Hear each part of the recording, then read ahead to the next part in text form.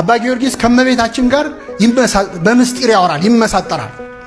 ለልጅሽ አማልጅኝ ወይ ጸልይልኝ ቅድስቶ ለምኝልን አይደለም፣ እንዲህ ብለሽ ለምኙ ይላል። ሐሳብ ያቀርባል። እኔ አንድ ሁለቱን ልንገራችሁ። በጣም የሚገርመው የአባ ጊዮርጊስንም ትትና ለመቤታችን ያለውን ፍቅርም ለእግዚአብሔር ያለውን ክብርም ያሳያል። ለምሳሌ ለልጅሽ እንደዚህ በይው፣ ከዚህ ወራዳ ትቢያ ጋር ለምን ትከራከራለህ?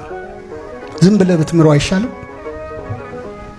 ማረው። ላንተ እንዴት ይህንን ትቢያ አፈር መቅጣት ምን ያደርግልሃል? በይው ለልጅሽ። በከመ ልማድኪ በሊ ለፍሬ ከርስኪ ካህሊ ደግሞ ይላል አይደል? መልክአ ሕማማት ላይ በከመ ልማድኪ በሊ ለፍሬ ከርስኪ ካህሊ ኦ ሩህ ይተበቃሊ ለማህፀንሽ ፍሬ እንደዚህ በይው። አንተ ሩህሩህ የማትበቀል ወይ ሰዓሊ ስዕሉን ያጠፋል ወይ? ሰዓሊ ምኑን ስዕል አይደለ ወይ? በአርአያ በአምሳሌ ሳልከው የሰራው አንተ አይደለ ወይ? አሁን እንዴት ስዕል ላይ ትጨክናለህ? ሰዓሊ የተጠበበበት ላይ ስዕል ላይ ይጨክናል? አይጨክንም። ስለዚህ ሁሉን ቻይ ለሆነው ለልጅሽ እንደዚህ በይው። ሰዓሊ ስዕሉን ያጠፋል ወይ? እባክህ ይህን ስዕልህን አታጥፈው ይላል። በይው ይላል። ልጅሽ በደሙ የዋጀኝን ልጅሽን እንዲህ በይው ለልጅሽ። ሰው እንዴት በውድ ዋጋ የገዛውን ነገር ይጥላል ብለሽ ንገሪው ለልጅሽ። በደሙ አይደለ የገዛው፣ ለኔ አይደለ ደሙን ያፈሰሰው። ስለዚህ እንዴት ስጠፋ ዝም ይላል? እባክህ ማረው። እንዴት አትምረውም? በውድ ዋጋ የተገዛ ነገር እንዴት እንደማይጠቅም ነገር ይጣላል በይው ይላል አባ ጊዮርጊስ። በረከቱን ያሳድርብን። ስለዚህ ከመቤታችን ጋር ያለው ቅርበትና ፍቅር ያማክራታል። በስጋዊ ሕይወቱ፣ በመንፈሳዊ ሕይወቱ። በዚህ ዓለም ሰው ከደረሰበት አድርሺ። እስኪ በሉ በዚህ ዓለም ሰው ከደረሰበት አድርሺ፣ በዚያኛው ዓለም ከልጅሽ ቀኝ አቁሚኝ።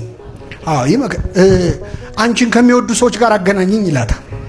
አደራ አንቺን የሚጠሉ ሰዎች እንዳታገናኝኝ ይላል። የሚወዱሽን አገናኝ። አንደበቴን አሳምሪልኝ፣ ግርማ ስጭኝ፣ ሞገስ ስጭኝ። ስለ ሰይጣን ይነግራትና ይህንን ድውይ ይህንን ክፉ አይኑን ወጋው ዘንድ ለምን እኔን አታሰለጥኝኝም ይላል። እኔን አሰልጥኝኝ፣ አስታጥቂኝ ይላል። በእውነት የሃይማኖት ጥግ ትምክህትና ትትና አብሮ እንደሚነገር ልክ እንደ ቅዱስ ጳውሎስ እኔንም ያህለኝ የለም ይላል። በምግባሬ የረከስኩ ነኝ፣ በሃይማኖቴ ግን ማን ይደርስብኛል ይላል።